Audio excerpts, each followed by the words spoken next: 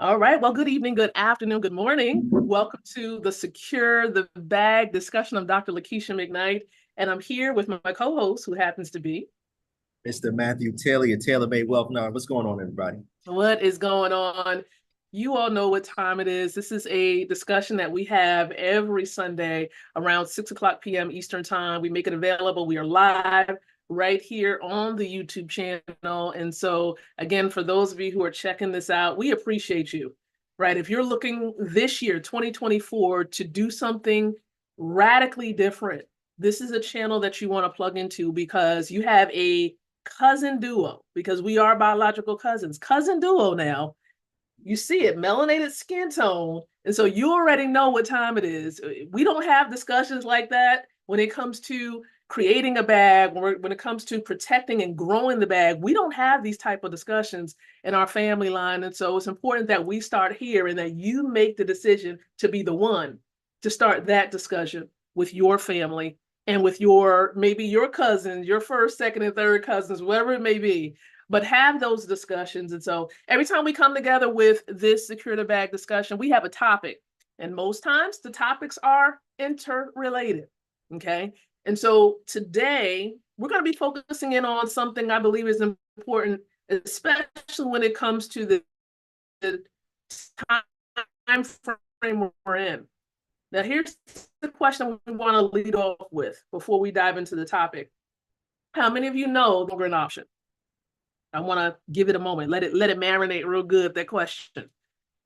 Do you know that having multiple streams of income is like a requirement in this day and age? Now, biblically speaking, there's scripture that backs it up. How we have to have what? The Bible talks about how we should have consider 7 ventures, maybe even 8. We don't know what disasters are going to fall upon the land. We don't know what's going to happen. We're living in a time of uncertainty. And so we have to be prepared. We have to be proactive instead of reactive. Now, let's talk about that just for a quick moment, cousin. When we say be proactive when it comes to your income, what does that mean to you? So proactive is simply moving forward. It's like sports, right? For those people that are in the sports realm. Would you rather be playing more so on offense, scoring, or would you rather take a defensive posture when it comes to your finances? Like so many people are just playing defense so much that they never score. And yes, offense wins game, defense wins championships, but I bet you those defenses also have strong offenses that score points, right? You want your finances to score, right? You want to be able to make moves. You want to take advantage of opportunities of a lifetime and the lifetime of those opportunities. What if you were a part of the movement where you were in 2009, you saw a little thing called Bitcoin, and you actually took advantage of it, right? You played offense instead of defense. Most people took a defensive posture, but those took offense, they're not even on YouTube right now. You know why? Because they're multi-millionaires, billionaires. They're like, we good, right? So there are opportunities out there where you want to play offense. You want to go ahead and take a preemptive. What does that mean? That means, and I did a quote with some of my students that I talk with, right? Proper planning prevents poor performance. Proper planning prevents poor performance. What do you mean, Mr. Taylor? What I mean by that is you want to prepare for an opportunity, right? That means you need to be stacking up some cash on the side, $500,000, whatever it is, right? And it's called a sunny day fund. That is the money that's going to bring you sunshine and freedom versus the emergency fund that's bringing you just in case something happens, right? So you want to have money set aside. What does that mean to you, Dr. McKnight, when you hear about a sunny day fund and being prepared for an opportunity? What does that mean to you? I mean, it's related to what the question I just asked, because simply put, within our families, we're taught to put something up for an emergency fund. Now, think about this terminology, emergency. So it's like you're waiting for an emergency.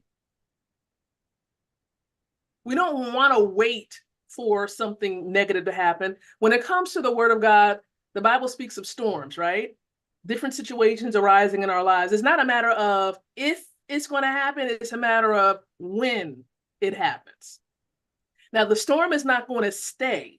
Notice natural storms don't just stay there and just stay there forever. They come and they go. Another storm comes and then it goes. But there's so much we can talk about when it comes to the perks of a storm. We always think about storms and situations in the negative, but we don't think about what the positive sides, the positive elements, the results of what a storm can bring, right? So when it comes to us being proactive, simply put, we need to stay ready, not just get ready.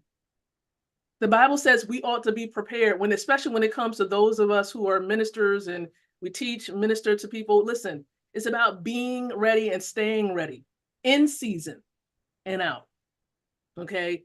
Every day is a season. Every day is a divine opportunity. And so in this moment that we have control over, we can do better.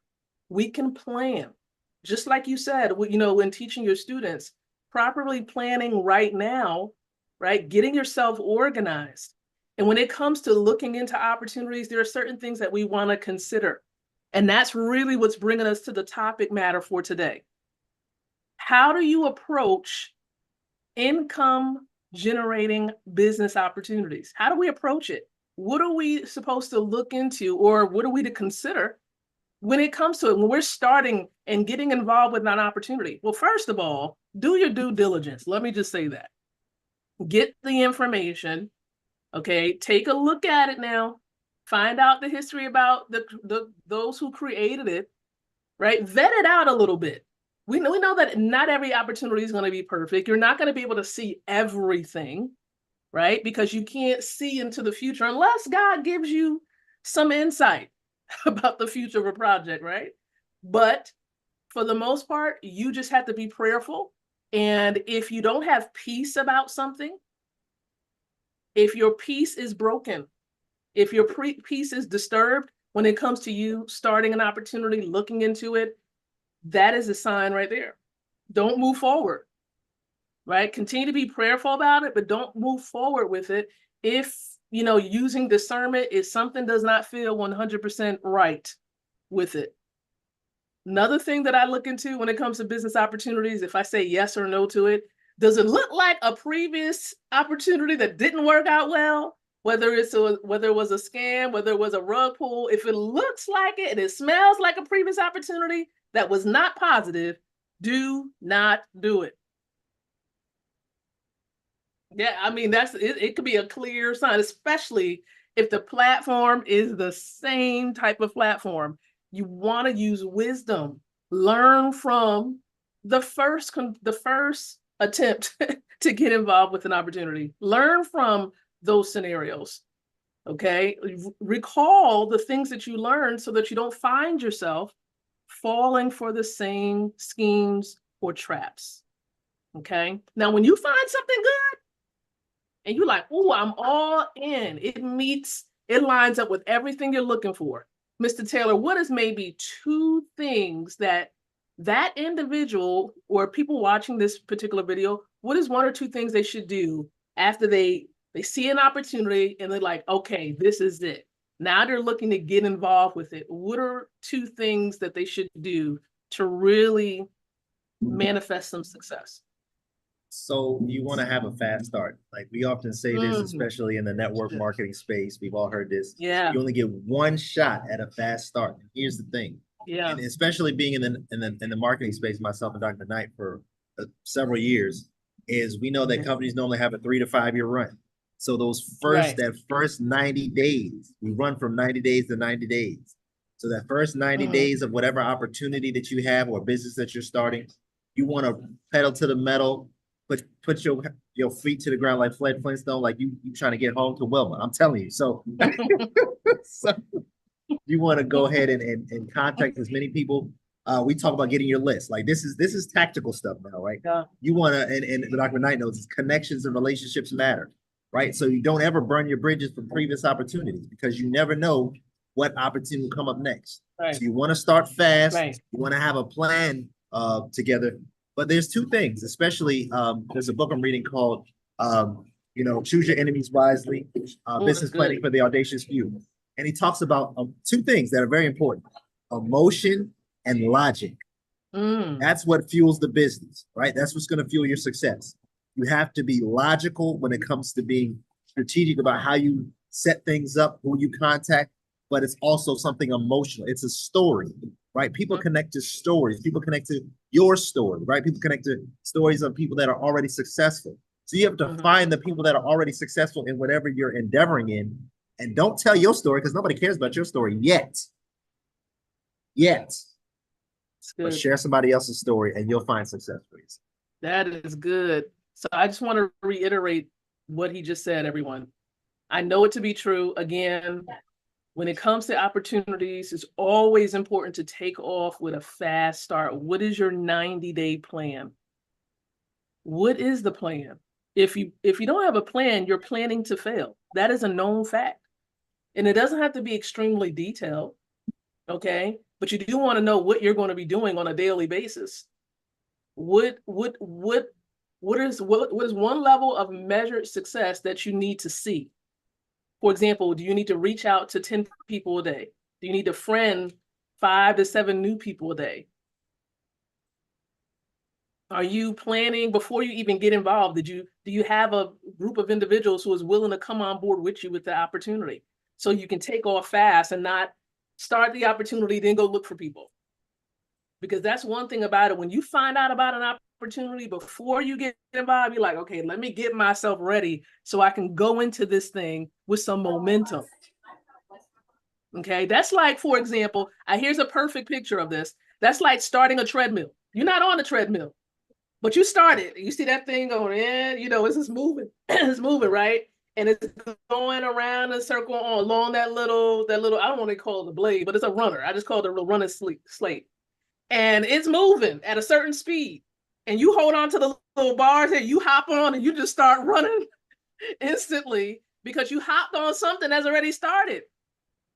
If an opportunity has already started and you haven't gotten on it yet, listen, okay? Gather your beings, have a plan, and then jump in there and start running, right? Start running, because if you jump in there and you didn't properly plan and assess the situation, you jump in, you might have an accident, especially if it's already taken off and you didn't properly plan. So please make sure, hopefully you got a visual. Can you visualize yourself jumping on something and moving too slow on that treadmill? You go falling backwards. That is not a good look. Right. So listen, yeah. So listen, everyone, it is important that when you have these income generating opportunities, you plan properly. Plan properly and take action. And we're talking about a fast start. Don't go about it slow. When it comes to business opportunities, you already know in order to be successful in most of them, you need to bring on people. You want to build the community. The larger the community, a part of an opportunity, the better, the more it will thrive. So the same for you. Think about you building your own community, like a community within a community, because that's what these business opportunities are. So if you're not looking forward to building a community within a community, or at least connecting your present community to that community, because that's what essentially you're doing, it's not going to be a fast start for you. It's going to be a repeat of other struggles, other opportunities you struggled to get going with. So just like I've informed some people that's connected to me, if you want to have a different result this year in 2024, as we're about to wrap this up, do something different. Even if you feel like, oh man, this circle of mine, people, they're not going to look at opportunities. They so tired of hearing about different opportunities. Okay, find a new circle. Those are not the one. Those are not the one to be a part of your community, a part of your circle. Gather new friends. There's over 8 billion people in the world. And I know we may talk about this in a separate session and discussion, but you're going to have to expand your circle.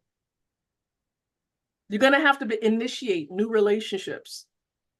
There's too many people on social media that you can't, that doesn't give you an excuse not to expand your circle. What are your thoughts, Mr. Taylor, as we wrap this up today? I mean, that's so true. You said it. You have to change your circle. You have to change your environment, because a seed can't grow in bad ground, right? And so, and for those who don't, you see the garden stuff behind me. I'm a gardener. I'm a cultivator. I like to prune. I like to grow people, right? Grow Yeah. businesses, grow, families, all those kind of things. And so it's all about your environment. It's all about the seasons, understanding timing. Because when you understand all those different things, when it comes to positioning yourself for a new opportunity, you can win. But you've got to know the season that you're in. You got to know how and when to start fast. You got to develop the right environment, the right relationships, and you will be successful in time. Because remember, it's seed, time, then harvest. People want the seed and the harvest. That ain't how it works. You got to go through the time.